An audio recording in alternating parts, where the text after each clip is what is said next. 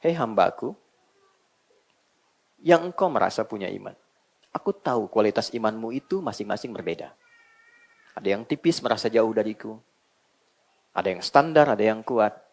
Aku berikan satu anugerah dengan rahmatku, ibadah Ramadan. Yang dengan itu aku tidak peduli berapapun kualitas imanmu. Yang lemah, aku akan naikkan standarnya sehingga menjadi kuat. Yang menengah semakin lekat, yang dekat semakin mendekat. Itulah anugerah yang Allah berikan di pembuka ayat di awal Ramadan. Jadi awal Ramadan, Allah berikan modal ke semua manusia yang beriman, semuanya semangat menunaikan ibadah Ramadan. Awal Ramadan, catat.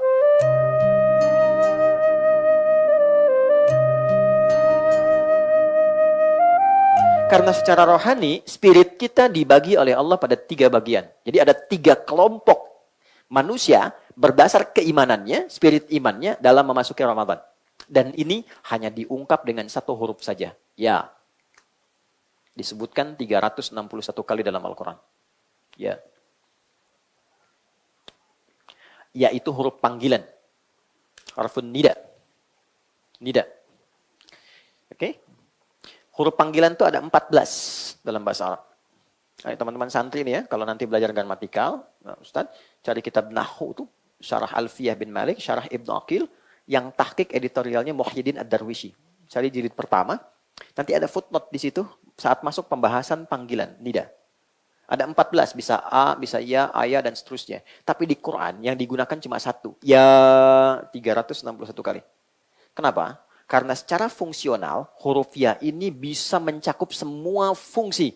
Dia memanggil yang dekat, menengah, atau jauh. Maaf, harfun nida, linida il qarib, wal mutawassit, wal ba'id.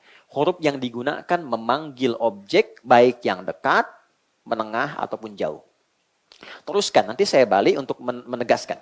Ayyuha disebutkan 150 kali dalam Al-Quran. Oke? Ayyunya munada untuk menguatkan sebuah hukum, haknya tanbih mengingatkan orang yang dipanggil menunaikan hukum itu.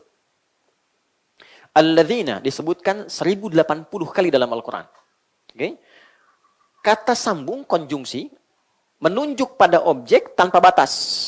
Semua tanpa kecuali. Laki-laki, perempuan, besar, kecil, apapun statusnya. Kaya, cukup, punya kedudukan atau tidak. Terpanggil dengan itu. Dan disatukan dengan iman.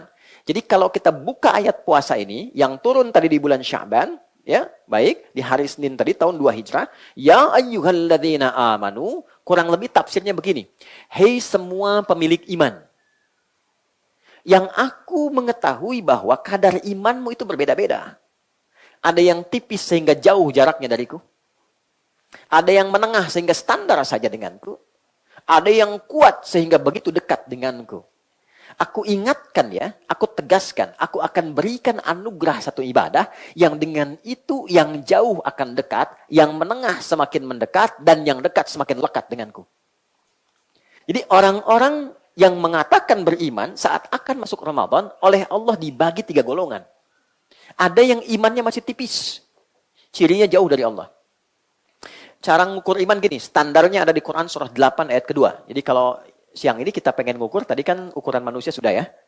Sekarang kita ngukur imannya ada di level mana. Ya, keripik ada levelnya, iman ada levelnya. Ya, ada iman, oke? Apa ukurannya? Quran surah 8 Al-Anfal ayat 2. Di situ pakai innama, adatul hasri, huruf pembatas. Innamal mu'minuna. Sungguh orang beriman itu ciri standarnya sebagai berikut kata Allah.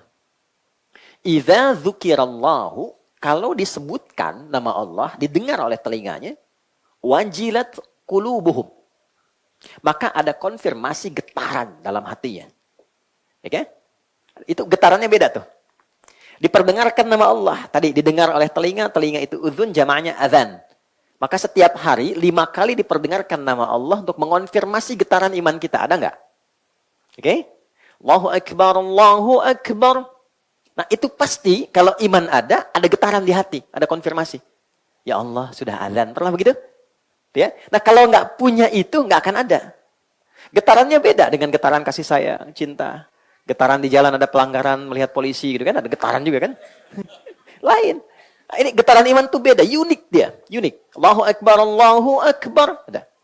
Nah pendalamannya di Quran surah ke-4 ayat 103. Di ujungnya tuh, innas salata kanat 'alal mu'minina kitaban mawquta. Bahasa terjemahan bebasnya itu, ya, fa idza qadaytumus salata ya fadhkurullaha qiyaman wa qu'udan wa 'ala junubikum fa idza ma'nantum fa aqimus shalah innas salata kanat 'alal mu'minina kitaban mawquta. Lihat ujung ayatnya, terjemah bebasnya begini. Orang beriman itu pasti sadar waktu salat. Oke? Telah ditetapkan oleh Allah kewajiban waktunya. Nah, orang beriman itu tahu waktu sholat. Tapi menyikapi sifat tahunya ada 3. Allahu Akbar, Allahu Akbar. Subuh jam berapa teman-teman?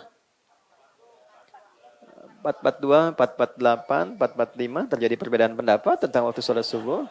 Ini menunjukkan Anda dari daerah yang berbeda-beda. Ya, alhamdulillah bisa kumpul di sini ya. Semoga Allah berkahi.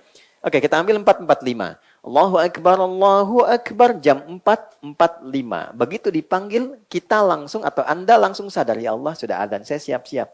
Begitu dipanggil, saat dipanggil siap-siap. Itu imannya standar. Standar. Ya. Yang penting masih bisa bikin berdiri kan? Standar. Ya, 4.45. Allahu Akbar, bangun, wudhu, siap-siap sholat. Iman stand. Nah, teman-teman kerja, ada syuting, ada pekerjaan, jam 7. Terus Anda datang jam 7, standar nggak? Standar. Teman-teman kuliah, misalnya masuk jam 7, datang jam 7, standar nggak? Kalau Anda datang jam 6, hebat. Kalau datang jam 3 ke kampus, terlaluan. Belum dibuka, udah di situ. Kan? Baik. Oke, 4.45 dipanggil, jam 3 sudah bangun. Itu imannya tinggi, dekat dia dengan Allah. Saya pengen sebelum mengerjakan yang wajib, saya siap. Maka warming up dulu dia. Tahajud, istighfar, supaya subuhnya optimal. Itu iman kuat.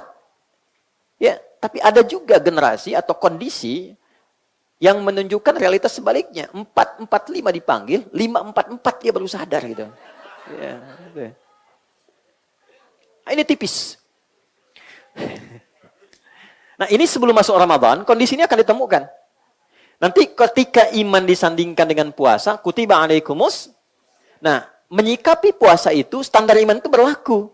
Bagi orang yang imannya kuat, dari jauh hari sudah berharap, ya Allah, kapan tibanya, tanggal berapa puasanya. Bahkan ada orang yang baru tuntas Ramadan tahun lalu, sudah berharap Ramadan lagi. Yang standar biasa aja, sekarang biasa aja. Nanti pas waktunya puasa, saya puasa. Gitu. Ada yang ketika akan dekat, ya Allah kok cepat amat ya puasanya. Kapan bukanya, kapan sahurnya? Ya, baru buka udah ngelihat sahur, baru sahur udah nyatur jadwal buka. Dan nanti kalender akan turun. Sudah berapa hari puasanya nih? Puasa tinggal sekian hari gitu kan, dihitung. Motivasinya pengen cepat selesai. Kan? Hebatnya gini, inilah indahnya Allah. Dan di sini kita diminta meneladani sifat Allah. Ya, cuma dengan satu huruf, ya. Perhatikan kedalaman, kita ngajinya pakai ilmu balaghah namanya. Di ilmu balaghah itu ada begini.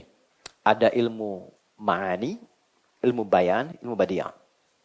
Ma'ani itu memilih kata, diksi yang sesuai dengan objek yang kita hadapi. Kapan sopan, kapan standar, kapan tegas, dan sebagainya. Bayan mengungkap satu kalimat sehingga mudah dimengerti oleh lawan bicara. Badi' menyampaikan kalimat yang jelas dan indah sehingga nyaman diterima lawan bicara. Menyampaikan tidak terasa digurui. Mengutarakan tidak terasa kalau diajari. Itu badiah. Nanti babnya ada di rumah tangga. Ya. Sayang kamu cantik deh, itu biasa. Tapi kalau pakai badi, Masya Allah, sayang sini deh. Kenapa? Coba lihat ke atas. Rembulan aja, kalah sama aura cantikmu malam ini. Nah itu badiah. Ya. Yang terjadi kan lain, orang gak banyak belajar kan. Itu ada dalam Islam. Yang ada kan kukira hari Minggu ternyata hari Rabu. Kukira kau menunggu ternyata cari yang baru. Oke, nah Allah cuma pakai satu kata aja. Ya. Perhatikan cara menerjemahkannya. Hei hambaku, yang engkau merasa punya iman. Aku tahu kualitas imanmu itu masing-masing berbeda. Ada yang tipis merasa jauh dariku. Ada yang standar, ada yang kuat. Aku berikan satu anugerah dengan rahmatku, ibadah Ramadan. Yang dengan itu aku tidak peduli berapapun kualitas imanmu. Yang lemah, aku akan naikkan standarnya sehingga menjadi kuat. Yang menengah semakin lekat, yang dekat semakin mendekat. Itulah anugerah yang Allah berikan di pembuka ayat di awal Ramadan. Jadi awal Ramadan, Allah berikan modal ke semua manusia yang beriman, semuanya semangat menunaikan ibadah Ramadan. Awal Ramadan, catat. Pembuktiannya nanti lihat. Nanti malam pertama puasa, masjid manapun penuh. Awal Ramadan, catat itu. Nih. Awal. Yang nggak pernah ke masjid, bisa sab pertama tuh.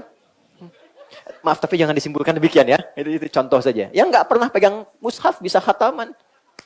Ya, awal Ramadan semua semangat.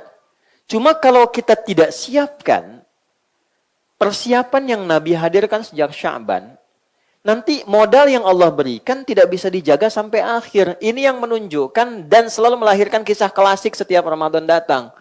Pertengahan kan terjadi kemajuan kan? Sabnya maju tuh. Ya kan? Akhir Ramadan makin maju kan? Ya kan? Orientasi orang udah mudik kan? Dan dia tidak menyiapkan mudik akhiratnya. Itu problemnya. Karena itu, sejak Ramadan, Nabi menyampaikan sebuah pesan agar setiap umatnya menyiapkan kurikulum Ramadan sebelum memasukinya. Supaya jelas kegiatan apa yang direncanakan saat masuk Ramadan.